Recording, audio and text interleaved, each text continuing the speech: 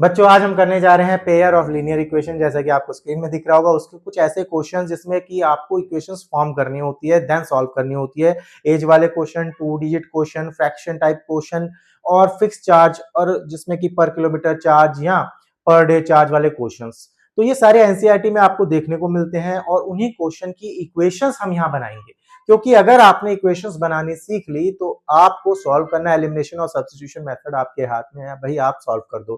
तो उसको सॉल्व करने में इतनी प्रॉब्लम नहीं है, क्योंकि हमने बहुत सारी 2 वेरिएबल की जो इक्वेशंस हैं, पेयर ऑफ लीनियर इक्वेशंस, तो हमने बहुत सारी सॉल्व की हैं और आराम से आप कर सकते हो।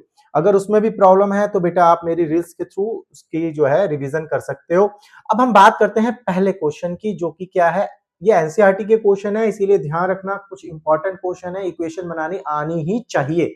अगर ये नहीं आ रहे तो बेटा इससे अलावा आप बहुत चीजें कर रहे होगे तो उसका फायदा नहीं है। अगर यही नहीं आता तो उसके बाद वो करने में आपको बेनिफिट मिलेगा।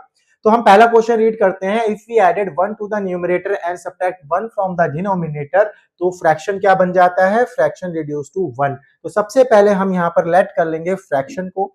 तो लेट करते हैं, let fraction be x by y। हमारा जो फ्रैक्शन है वो x अपॉन y है।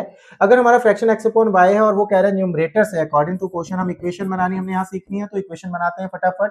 तो ये फ्रैक्शन में अगर हम न्यूमरेटर में एक ऐड कर दें और डिनोमिनेटर में से एक सब्ट्रैक्ट कर दें तो वो क्या बन जाता है, आपको पता है 1। अब हमें इसे क्या करना है, इसके डिनोमिनेटर में भी 1 है, अंडरस्टूड है। आप क्रॉस मल्टीप्लाई के थ्रू आप क्या कर सकते हो, सिंप्लीफाई कर सकते हो।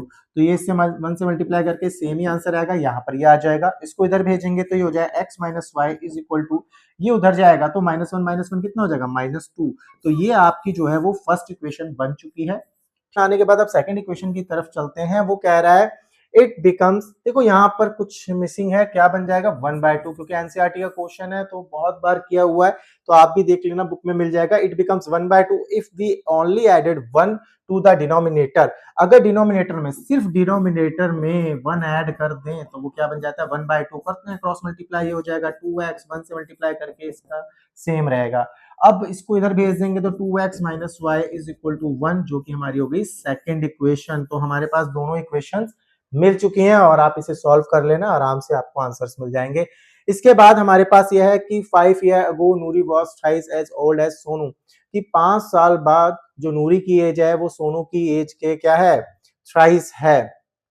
तो कैसे सॉल्व करेंगे, देखो 10 ईयर लेटर और एगो, आपको ये चीज देखनी है कितने साल पहले की बात हो रही है, बाद की बात हो रही है। तो प्रेजेंट एज आप लेट कर लो, लेट प्रेजेंट एज किसकी, प्रेजेंट एज ऑफ, पहले नूरी की कर लेते हैं, नूरी की एज क्या ले लेते हैं x, और ऐसे ही प्रेजेंट एज ऑफ सोनू की जो है वो क्या ले लेंगे हम, y। देखो दोनों की प्रेजेंट एज है, तो अब हमें कह रहा है 5 ईयर एगो, 5 साल पहले। पहले का मतलब होता है 5 साल पहले, मतलब 5 साल उनकी एज क्या होगी, कम होगी, माइनस कर दिया। लेकिन ये इक्वल तब होंगे, वो कह रहा है कि नूरी की एज 3 टाइम्स थी, थ्राइस का मतलब सोनू के, तो ये नूरी की एज इसके 3 टाइम्स थी। तो आपको ये लगाना पड़ेगा, तब आप इक्वेट कर सकते हो। अब यहां से आपको फर्स्ट इक्वेशन मिल चुकी है, बस सिंप्लीफाई करना रह गया है। 5 3 15, इसको इधर भेजेंगे x माइनस 3y, ये उधर जाके प्लस में होगा तो माइनस का 10 बचेगा। फर्स्ट इक्वेशन आ गई। अब सेकंड इक्वेशन की तरफ चलते हैं, ठीक है। सेकंड इक्वेशन कह रहा है कि 10 ईयर लेटर, 10 साल बाद, मतलब आज की एज अगर x है तो 10 साल बाद कितनी हो जाएगी, दोनों की एज में 10 क्या कर देते हैं, ऐड कर देते हैं। अब वो कह रहा है ऐसे नहीं इक्वल होगी, बराबर नहीं थी 10 साल बाद, वो कह रहा है 10 साल बाद नूरी की एज सोनू की एज का 2 टाइम्स थी, हाँ ट्वाइस, मतलब 2 टाइम्स, तो 2 से क्या कर दिया मल्टीप्लाई। अब सॉल्व कर लेते हैं, इक्वेशन आ चुकी है यहाँ पर भी, तो फटाफट इसको सॉल्व करेंगे और इसको इधर भेजते हैं 2y, और 10 उधर जाएगा माइनस में, 10 हो जाएगा। ये आ गई आपकी सेकंड इक्वेशन। तो आपके पास दोनों इक्वेशन आ गई हैं, एलिमिनेशन लगाओ, सब्स्टिट्यूशन लगाओ और आंसर फाइंड कर लो। नेक्स्ट है हमारा क्वेश्चन जो है वो क्या है, the sum of the digit of 2 digit numbers is 9। देखो ये 2 डिजिट वाले क्वेश्चन जो है वो समझने में ही दिक्कत करते हैं कि इसमें मतलब कैसे 2 डिजिट नंबर लें और उनका सम या उन नंबर्स का जो है रिवर्स कैसे हो रहा है। तो इन क्वेश्चन में सबसे पहले हमें कॉन्सेप्ट को क्लियर करना है, वो क्या है, देखो ध्यान से समझो। 2 डिजिट नंबर कोई हम लेट करते हैं, जैसे कि मैंने लिया 24। अब ये 2 डिजिट नंबर है, इसमें अगर मैं डिजिट बोलूंगा तो आप बोलोगे कि एक 2 है और एक 4 है, ये 2 डिजिट्स हैं। और जैसे मैंने बोला इनका सम कितना है, तो आप बोलोगे 2 डिजिट का सम यहाँ पर क्या आ रहा है, 6 आ रहा है। लेकिन मैं बोलूंगा 2 डिजिट नंबर बोल दूं, अगर मैं बोलूं 9 टाइम्स ऑफ द नंबर बोल दूं वर्ड, कि ये नंबर जो है डिजिट्स नहीं, 2 डिजिट नंबर के डिजिट्स नहीं कह रहे हैं, जैसे कि यहाँ पहले बोला डिजिट्स ऑफ 2 डिजिट नंबर, वो हो गए 2 और 4। लेकिन जब नंबर बोलता है तो नंबर का सेंस आप क्या बोलते हो उसे, अगर आपको मैं बोलूंगा कौन सा नंबर, तो आप बोलोगे 24। 24 का मतलब ये जो 20 है ये आपका टेंस में है, 10 की मल्टीप्लाई हुई होगी 2 के साथ, प्लस आपने 4, 24 बना। समझ में आया, यहाँ पर इस चीज को क्लियर कर लो। अब मैं आपको समझाता हूं, मान लो आपने सबसे पहले लेटिंग तो करना है, 2 डिजिट नंबर जो फाइंड करना है, तो लेट 2 डिजिट नंबर क्या है, 2 डिजिट नंबर जो है वो हमारा बन रहा है एक्स वाई, है ना, एक्स वाई ले लिया उसको मैंने। अब वो जब एक्स वाई लिया, इसको मैं इरेज कर रहा हूं, यहां से समझना है आपको बेटा, कॉन्सेप्ट क्लियर हो गया तो सब कुछ हो जाएगा। दो 2 डिजिट नंबर ले लिया, अब वो कह रहा था sum of the digits of 2 digit number is 9। तो इसका मतलब क्या है, इसका मतलब है जो ये 2 डिजिट है, जैसे ये और ये हो गए, इनका सम 9 है, तो कर दो सम, इनका सम करके लिख दो 9। तो ये तो हमारी फर्स्ट इक्वेशन आराम से मिल गई, ठीक है ना, अकॉर्डिंग टू क्वेश्चन जो उन्होंने बोला हमने पहली इक्वेशन बना दी। अब वो कह रहा है ऑल्सो 9 टाइम्स दिस नंबर, जैसे कि मैंने आपको बताया था नंबर अगर 24 है, तो मैंने क्या बोला था, अगर कोई नंबर 24 है तो आप क्या करते हो, इस 2 को 10 से मल्टीप्लाई करके प्लस 4, ऐसा ही होता है ना 24। तो ऐसे ही आपको क्या करना है, अगर ये नंबर बोला तो ये नंबर एक्चुअली अभी जो एक्स वाई है तो इसका नंबर क्या होगा, नंबर होगा 10x प्लस 5, याद रखना नंबर ऐसे बोला जाएगा। तो 9 टाइम्स द नंबर, इसका 9 टाइम्स जो है ना वो क्या है, is twice the number obtain by reversing the order of the digit. ये इक्वल है लेकिन किसके, ट्वाइस के, किसके ट्वाइस के, अगर इन डिजिट जो ये दी हुई है इनका ऑर्डर रिवर्स कर दें, जैसे ये 24 है तो इसका क्या बन जाए, 42 बन जाए। और इस टाइम पे अब क्या हो जाएगा, 4 इंटू 10 प्लस 2 लिखोगे, नॉर्मल सी बात है। तो ऐसी अगर ये एक्स वाई है तो इसको क्या लिख सकता हूं, वाई एक्स। अब yx में अब क्या होगा नंबर आपका 10y प्लस एक्स, तो अब यहां पर आपको लिखना पड़ेगा 10y प्लस एक्स, अगर ऑर्डर क्या हो गया, अगर हमने उसका ऑर्डर रिवर्स कर दिया है तो। अब आपने देखा कि पहले वाले नंबर का 9 टाइम्स ऑर्डर रिवर्स करने वाले नंबर के ट्वाइस के इक्वल है। अब सॉल्व करना बेटा आपको आना ही चाहिए और आता ही होगा मैक्सिमम बच्चों को। अब यहां से आ जाएगा 20y प्लस 2x, और ये आपको पता है y को y के साथ सॉल्व कर देंगे, x को x के साथ सॉल्व कर लेंगे बड़े आराम से। तो ये 2x है और ये 90x है, तो ये इधर आगे माइनस होके क्या हो जाएगा 88x। यहाँ पर 88x आ गया, जब ये 20 जो है इधर आएगा 20y, तो 9y के साथ 20y जो माइनस का है तो माइनस का 11y आ जाएगा, इज इक्वल टू क्या बचेगा 0। तो ये हमारी क्या हो गई सेकंड इक्वेशन। तो बड़ी ही आराम से हमने दोनों इक्वेशंस बना ली, बस इसे सॉल्व करना है वो आप कर लेना। अब इसके बाद हम चलते हैं नेक्स्ट क्वेश्चन की तरफ। नेक्स्ट क्वेश्चन हमारा जो होने वाला है वो कौन सा है, देखते हैं अगले क्वेश्चन को। ये है, Meena went to a bank to withdraw a 2000 rupees. She asked the cashier to give her 50 rupees notes and rupees 100 notes only. Meena got 25 notes in all. मतलब उसने वहां गई 2000 रुपए निकलवाए, जिसमें से उसने बोला कैशियर को कि वो उसे 50 और 100 के नोट दे, जिसमें कि उसको कितने नोट मिले, 25 नोट, 25 नोट्स उसको मिले।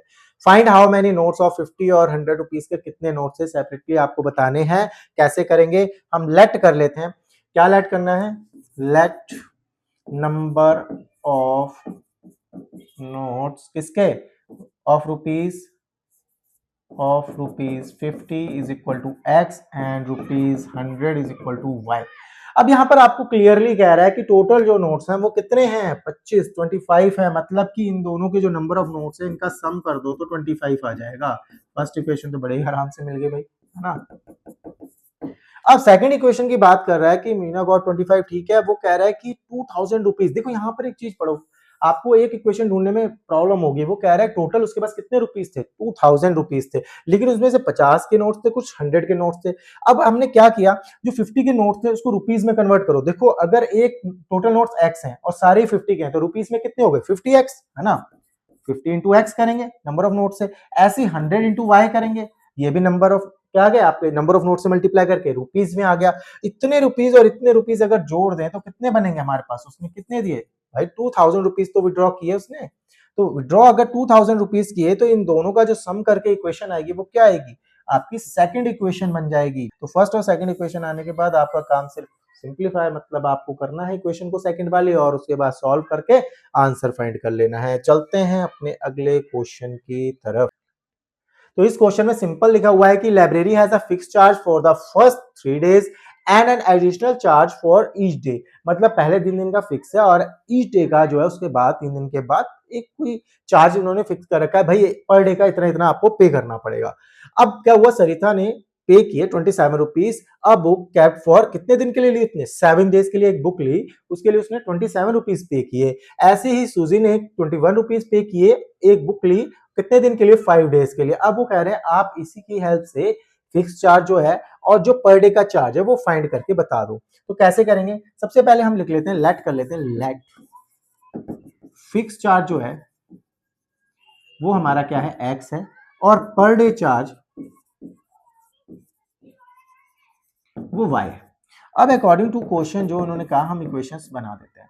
उन्होंने पहले बोला है कि भाई फिक्स चार्ज के बाद जब सरिता ने पे किया 27 रुपीज पे किया पर डे के साथ, कितने दिन रखा था, फिक्स चार्ज होगा 3 दिन का। अब उसने 7 दिन रखी, 3 दिन का चार्ज तो फिक्स हो गया, बचे कितने डेज, 4 दिन और बचे, तो 4 दिन का उन्होंने पर डे के हिसाब से दिया और टोटल उसने कितने दिए, 27। तो फर्स्ट इक्वेशन आ गई। सेकंड इक्वेशन अब आप आराम से बना सकते हो, सूजी ने 21 रुपीज दिए, ठीक है, लेकिन कितने दिन रखी उसने, 5 days। तो 5 days के लिए 3 दिन का फिक्स, बचे कितने, 2 days।